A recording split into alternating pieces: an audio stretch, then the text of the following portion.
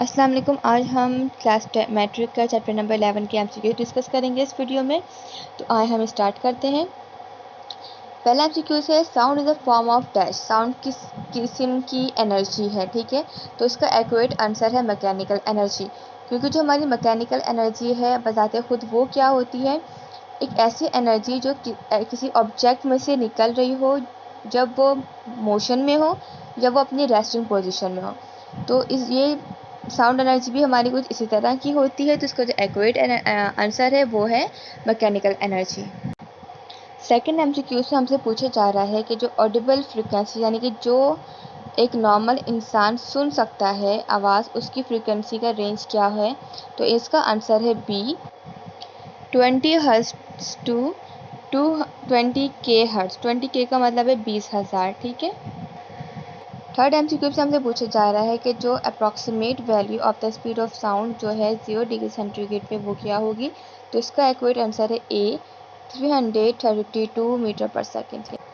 MCQ number में हमसे पूछा जा रहा है कि sound travel faster in solid में साउंड आवाज़ तेज़ी के साथ मूव करती है एज़ कम्पेयर टू गैस। तो इसकी बेसिकली वजह ये है, इसको समझने के लिए, जो हमारे मॉलिक्यूल्स होते हैं वो सॉलिड में बहुत टाइटली पैक होते हैं और हमारी साउंड वेव को ट्रैवल करने के लिए एक प्लेटफॉर्म की नीड होती है। तो जब हमारे पास सॉलिड में मॉलिक्यूल्स टाइटली पैक होते हैं तो वो आसानी से उनमें से गुजरते हुए आराम से क्रॉस हो जाती है, जबकि जो हमारा गैस उसमें मॉलिक्यूल्स थोड़े दूर दूर होते हैं, जो जिसकी वजह से उन्हें ट्रैवल करने में एक डिस्टेंस बीच में आ रहा होता है। तो बेसिकली इसका जो आंसर है वो है C, because solid molecules are tightly packed with each other. MCQ number 5 में हमसे पूछा जा रहा है कि कौन से वो दो फैक्टर्स हैं जो अफेक्ट करेंगे स्पीड ऑफ साउंड को। तो ये हम मॉलिक्यूलर लेवल पे देखते हैं। तो जैसे कि मैंने आपसे कहा था कि जब मॉलिक्यूल्स करीब होते हैं तो हमारी साउंड की जो है वो स्पीडली ट्रैवल करता है। तो जो टेम्परेचर है वो मॉलिक्यूल्स को डिस्टर्ब कर सकता है। अगर टेम्परेचर बढ़ेगा तो उसमें क्या होगा कि मॉलिक्यूल्स दूर दूर हो जाएंगे, तो इस तरीके से वो उनकी जो ट्रैवलिंग है वो अफेक्ट हो सकती है। तो यहाँ पे टेम्परेचर हमारे पास दो जगहों पर आ रहा है, ऑप्शन बी में और ऑप्शन डी में। बी के अंदर टेम्परेचर के साथ मास है, तो मास का कोई असर नहीं होता स्पीड के ऊपर। थर्ड ऑप्शन में है ह्यूमिडिटी। ह्यूमिडिटी का मतलब होता है वाटर वेपर्स का एयर में शामिल हो जाना। जब वाटर वेपर्स का एयर में शामिल होगा तो होता क्या है कि ऑक्सीजन और नाइट्रोजन के जो मॉलिक्यूल वो रिप्लेस हो जाते हैं। तो इस कंडीशन में क्या होता है कि हमारे एयर में वाटर की जो है ना स्टेट थोड़ी ज़्यादा हो जाती है।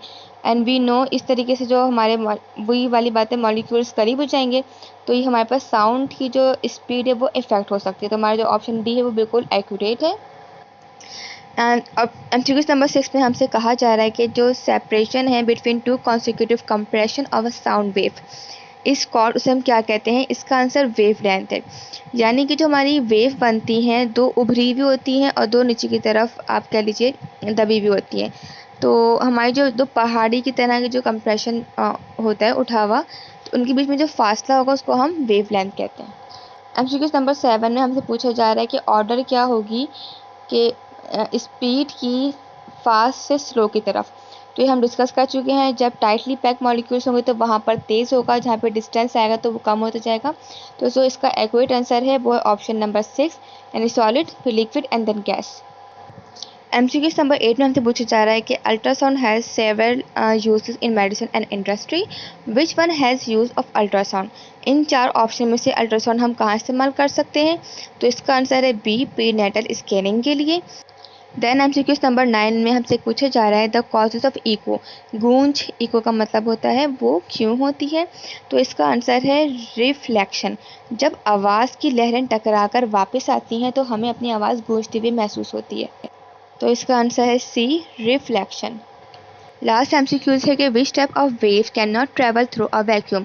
खाली जगह जहाँ पर मॉलिक्यूल्स ना हो या एयर ना हो तो वहाँ से कौन सी वेव ट्रेवल नहीं कर सकती। इसका आंसर है sound wave. Just like space में हमारे पास हवा नहीं है, कोई मॉलिक्यूल्स नहीं है कि जिससे साउंड वेव जिसके थ्रू ट्रैवल कर सके। तो वहाँ से जैसे कि कोई भी आवाज़ हमारे अर्थ तक नहीं आ पाती है। तो इसका एक्यूरेट आंसर है एमसीक्यू नंबर 10 का ए, ठीक है, thank you so much for watching this video. अगर आपको कुछ चीज़ समझ में ना आए या कुछ चीज़ आपको क्वेश्चन करना हो तो you can ask in comment box. ठीक है, अपना ख्याल रखिएगा। अल्लाह हाफिज़।